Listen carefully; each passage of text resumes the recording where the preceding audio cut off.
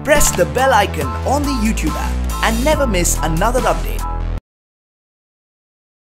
Ashutosh sir, सबसे पहला सवाल आपसे पूछना चाहूँगा, प्रमोशन किसी भी चीज़ का, चाहे आप किसी फिल्म का प्रचार कर रहे हो या अपने किरदार के बारे में बताएं, ये कितना थकाने वाला होता है एक ही चीज़ को मुख्तलिफ लोगों को अलग अलग तरीके से बताना? देखिए, ये थकाने वाला तो निश्चित रूप से होता है, लेकिन ये परम आवश्यक भी है आज की तारीख में, क्योंकि आपको ये नहीं पता, आपको ये लगता है कि आपने एक आदमी से बोल दिया तो वो सबसे बोल दिया।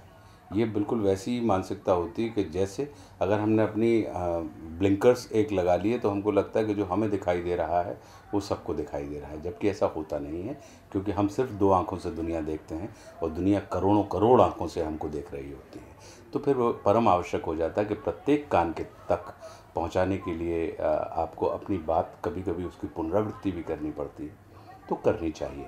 तो इसमें थकान तो होती है, लेकिन ये वैसी ही थकान है कि जैसे जब आप जिम में जाते हैं तो आपको एक ही वेट के आपको पता लगा कि 15 रिपीटिशन मारने हैं और ऐसे 3 सेट मारने हैं, तो लेकिन वो बनेगी तभी बॉडी जब आप उसमें रिपीटिशन करेंगे और आप निरंतर पुनरावृत्ति करते रहेंगे, तो आप देखेंगे कि आपको शरीर की आय हो रही है। तो थकाने वाला तो होता है, लेकिन ये परम आवश्यक है। इसीलिए हमारे देश में कहा गया है कि करत करत अभ्यास के जड़मति होत सुजान। तो अभ्यास, इसको हम अभ्यास की श्रेणी में लेते हैं। अच्छा तो सर, मैं चाहूँगा, जो मैं पूछने जा रहा हूँ, मैं उम्मीद करूँगा कि उस सवाल को आप बहुत पॉजिटिव नोट पे लें। जिस तरह का सिनेमा अब आप कर रहे हैं, टू स्टेट से लेकर अब तक, और सोन चिड़िया, छत्रसाल में Aurangzeb, please I want you to take it on a very positive note. क्या आप मानते हैं कि एक नई शुरुआत की है और इसी वक्त का इंतज़ार था? देखिए, आप अगर नहीं भी कहते हमसे कि इसको पॉजिटिव नोट पे लीजिए, तो मैं ज़िंदगी में सकारात्मक दृष्टिकोण से ही हर चीज़ को देखता हूँ, क्योंकि मेरी ये प्रवृत्ति है। मैं सकार और नकार की जो संयुक्त शक्ति होती है उसमें विश्वास रखता हूँ, क्योंकि प्लस और माइनस ये दो वायर मिलकर ही कहीं ना कहीं आपको प्रकाशित करते हैं।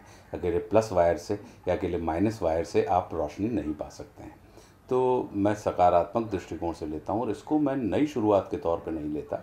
मैं इसको ये मानता हूँ कि एक जो शुरुआत है वो निरंतर जारी थी। इसको मैं धैर्य और प्रतीक्षा का परिणाम मानता हूँ कि अगर आपके जीवन में आप कोई एक स्वर्ग चाहते हैं तो उसके लिए आपको धैर्यपूर्वक निरंतर प्रयास करते रहना चाहिए, क्योंकि हमारा और आपका जीवन ताश की गड्डी के जैसा होता है। 52 पत्ते हर गड्डी में होते हैं, तो हर गड्डी में 4 इक्के भी होते हैं, 4 दुक्की भी होती हैं, 4 तिग्गियाँ भी होती हैं, 4 बादशाह भी होते हैं। अगर किसी गड्डी में 51 पत्ते हों तो उसे गड्डी नहीं कहा जाता है। तो ऐसे ही गड्डी में ये हमको और आपको नहीं पता होता कि हमारे 4 इक्के कहाँ हैं। कभी कभी हमारे 2 इक्के भड़ निकलते हैं पहले ही पत्तों में, और कभी कभी 30-30 पत्तों तक हमारा इक्का नहीं निकलता। तो उस दौरान हमको और आपको सिर्फ ये धैर्यपूर्वक प्रतीक्षा करनी चाहिए कि अगर मान लीजिए कि हमारी गड्डी में 35 पत्ते तक इक्का नहीं निकला, तो अब बाकी के जो बचे 17 पत्ते हैं उसमें 4 इक्के हैं, आप पैकअप मत कर दीजिए। तो मैं उसको उसी तरीके से लेता हूँ कि अब बाकी के जो 4 इक्के हैं वो उन 17 पत्तों में गिरेंगे।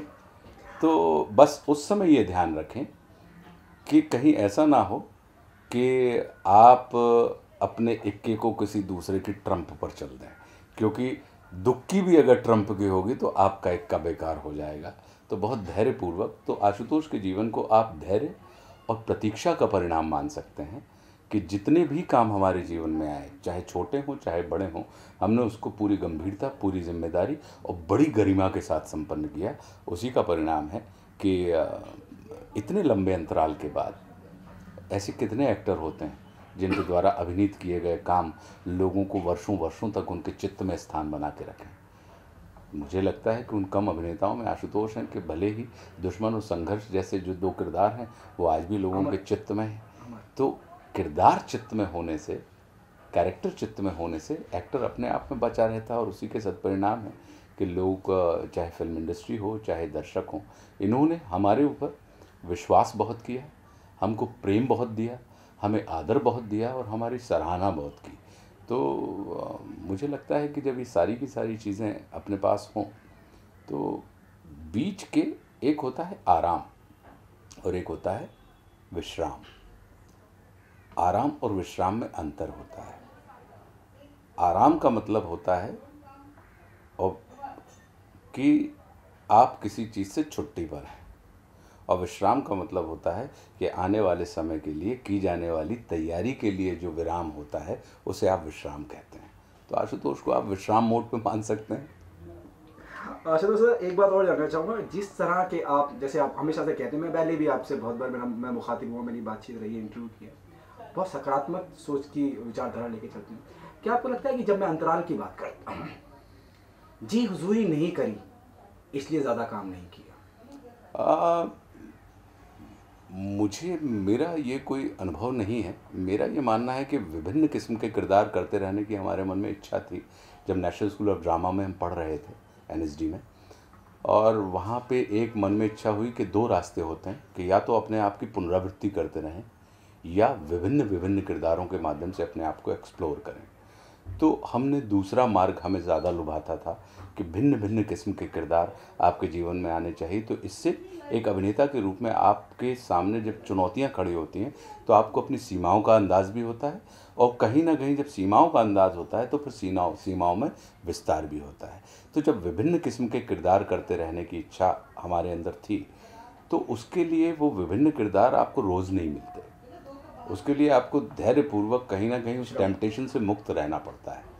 और जिस जी हजूरी की बात प्रचारित की जाती है, वो जी हुजूरी सिर्फ प्रचारित की जाती है। वो जी हुजूरी क्योंकि हर व्यक्ति को एक कुशल व्यक्ति की दरकार होती है। आप जिस चैनल के लिए काम करते हैं तो क्या सिर्फ जी हुजूरी की दम पर कर रहे हैं? नहीं, उनको नसीम की कार्यक्षमता के ऊपर विश्वास होगा, उनको नसीम की कुशलता के ऊपर विश्वास होगा, और जो टास्क नसीम को दे रहे होंगे उसे वो पूरा तुम करके ला के दे रहे होंगे, इसलिए उस कंपनी के आप प्रिय होंगे। लेकिन सिर्फ जी हुजूरी करते रहिए और ये सारी चीज़ें ना करें तो आप कितने दिन सर्वाइव करेंगे? तो ये सिर्फ एक प्रचारित फसाड है जो कोई आशुतोष राणा अपनी असफलता के लिए कह सकता है कि हम, पता लगा कि हम अपने कार्य को अच्छे से नहीं कर पा रहे, तो हम उस अच्छे से ना कर पाने को हम ये प्रचारित कर दें कि साहब हमने उनकी फला आदमी की जी हजूरी नहीं की, जबकि ऐसा होता नहीं है। होता तो वही है। तो मैं इसको इस दृष्टिकोण से नहीं लेता। मेरा ये मानना है कि एक किसी भी अपने हिस्से में आए हुए काम के प्रति हर व्यक्ति को एक जिम्मेदार व्यक्ति चाहिए होता है, और मुझे पर्याप्त मात्रा में फिल्म इंडस्ट्री ने बहुत सम्मान दिया है। अन्यथा ये कैसे संभव है कि इतने कम समय में आपको भिन्न किस्म के लगातार किरदार मिलते चले जाएं। अगर हम पिछले साल और इस साल की शुरुआत को उठाकर देख लें तो अगर धड़क एक अलग मिजाज की फिल्म थी, तो मुल्क का एक अलग किस्म का किरदार था संतोष आनंद का। तो सिम्बा का नित्यानंद मोहने बिल्कुल अलग किस्म का किरदार था। और फिर सोनचिड़िया का गुज्जर, और मिलन टॉकीज़ का जनार्दन पंडा, जो मिलन टॉकीज़ हमारी आज रिलीज़ हुई है। तो ये अलग अलग किस्म के कहानियाँ, अलग अलग किस्म के डायरेक्टर और अलग अलग किस्म के किरदार, तो इतनी सारी व्यवस्थाएं आपके जीवन में मिल जाएं तो आशुतोष आपके लिए एक अच्छा उदाहरण है धैर्य और प्रतीक्षा का।